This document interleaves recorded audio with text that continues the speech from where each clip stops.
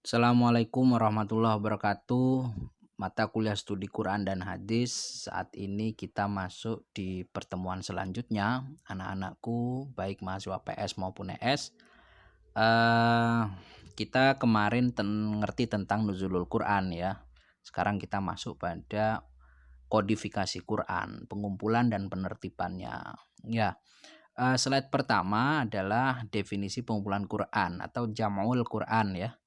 Pengumpulan ini dalam arti hifdzuhu atau menghafalnya dalam hati ya. Juma'ul Quran artinya hufadzuhu, penghafal-penghafalnya orang yang menghafalkan Quran. Mulia sekali ya, mau menghafalkan Quran. Mungkin teman-teman mahasiswa ada yang punya profesi sebagai hafid atau hafidhoh. Oke, selanjutnya definisi pengumpul Quran, jamul Quran, pengumpulan dalam arti kitabatuhu kullihi ya, atau menulis secara keseluruhan, baik dengan memisah-misahkan ayat, surat, kemudian menertibkan. Bagaimana sih itu bisa tertib Pak? Kok duluan Al-Baqarah, kemudian dilanjutkan di beberapa, kok bukan secara sejarah? Iya, bagaimana itu jadinya? Ya itu ada bab tersendiri, nanti kita akan membahas itu ya.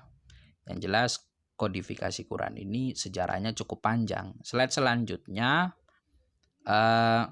buta hurufnya Rasulullah justru bagi beliau, bagi Islam merupakan suatu positif ya. Kalau saja orang yang mengemban wahyu ini mampu membaca dan menulis Al-Quran, tentu para pembangkangnya. Ini slide ini gini maksudnya ya.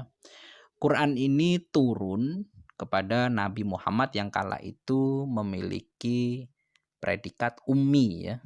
Ummi ini artinya tidak bisa membaca dan menulis. Nah, ini adalah suatu kebenaran yang Allah memang sengaja turunkan kepada Nabi seorang yang ummi. Kalau Nabi itu bisa baca dan tulis, maka otomatis kebenaran Al-Quran seharusnya kita ragukan ya. Turun bagi orang yang bisa membaca dan tulis. Nah, bisa jadi nanti Nabi Muhammad melakukan rekayasa. Oh, ini surat ini diubah aja lah untuk kepentingan saya misalnya. Nah, ini jadi predikat Nabi Ummi itu ada maksudnya ya. Ummi ya, itu istilah. Kemudian proses pengumpulan penertiban Al-Quran bisa kita lihat ini ya. Satu, masa Nabi Muhammad itu memang sudah ada pengumpulan-pengumpulan, tapi tidak segencar zaman Umar ya. Zaman Abu Bakar. Masa Khulafaur Rasyidin ini ada masa Abu Bakar dan Utsman. Penyempurnaan Al-Quran setelah masa khalifah ini ya. Pertanyaannya mengapa di sini masanya Khulafaur Rasyidin dan Utsman?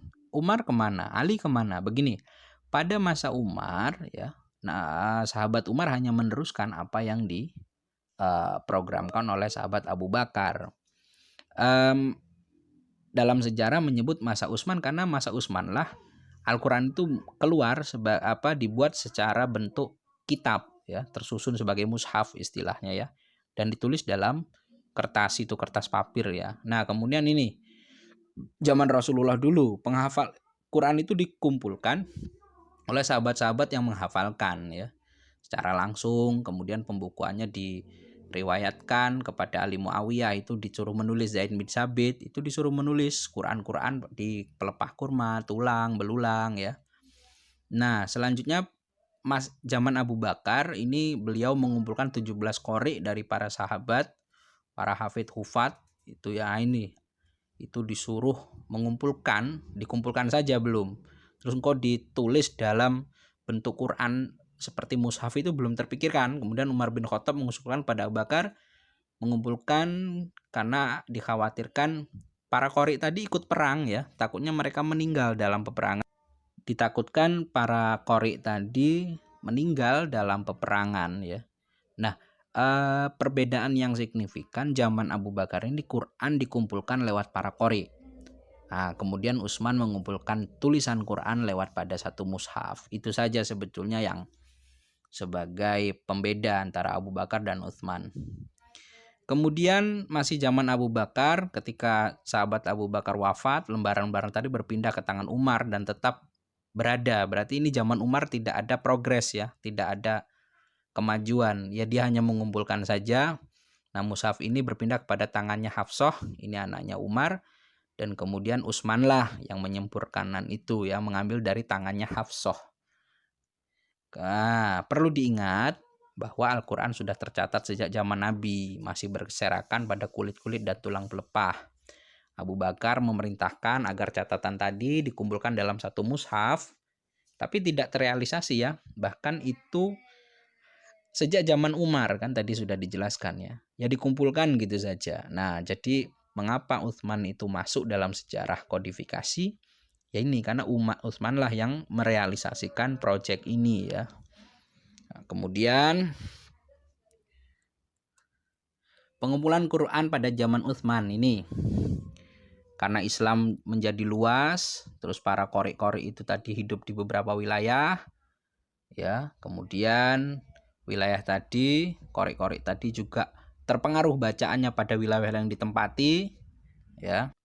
Nah ini nih istimewanya zaman Utsman. Jadi beliau itu tidak hanya mengumpulkan saja, tapi juga mengetes perubahan-perubahan bacaan Quran. Islam dulu menyebar sampai Afrika, itu berubah loh.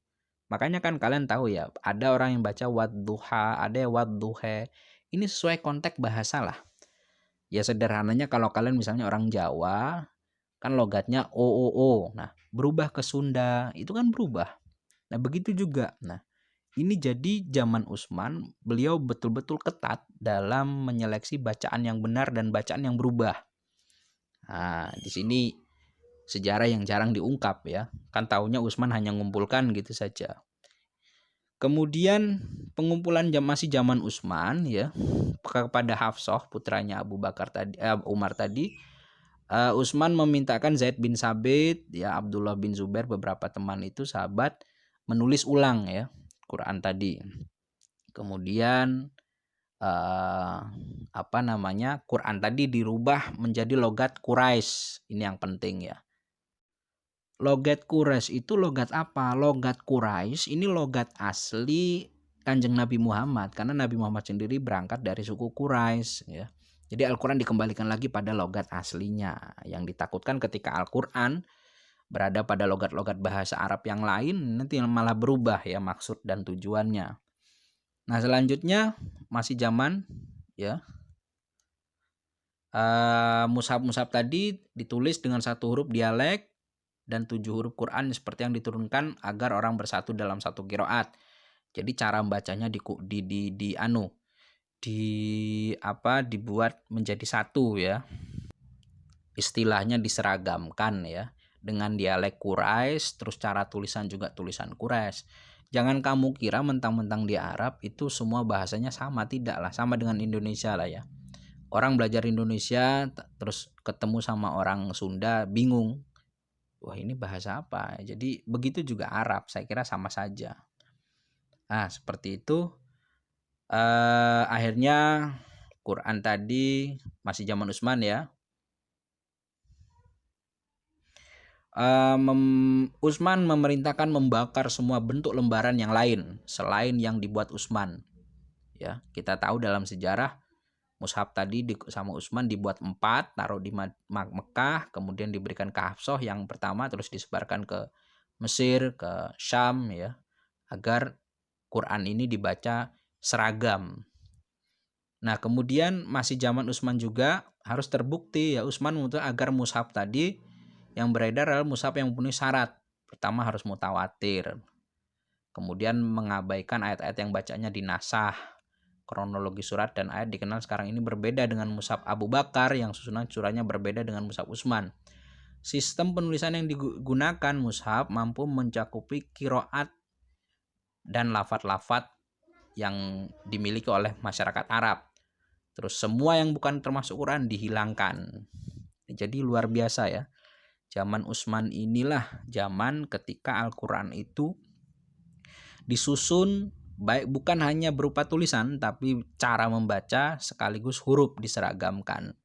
Saya kira itu anak-anak, slide sederhana saya ini sebetulnya hanya pemantik saja. Kunci keberhasilan adalah pada kalian. Saya sangat mengharapkan kalian ini mau banyak membaca referensi-referensi bagaimana sejarah kodifikasi Quran di berbagai sumber ya. Mata kuliah saya ini sudah saya bicarakan dari awal bahwa teman-teman harus nanti mereview ya apa tema-tema yang saya paparkan pada learning. Saya kira itu. Assalamualaikum warahmatullahi wabarakatuh.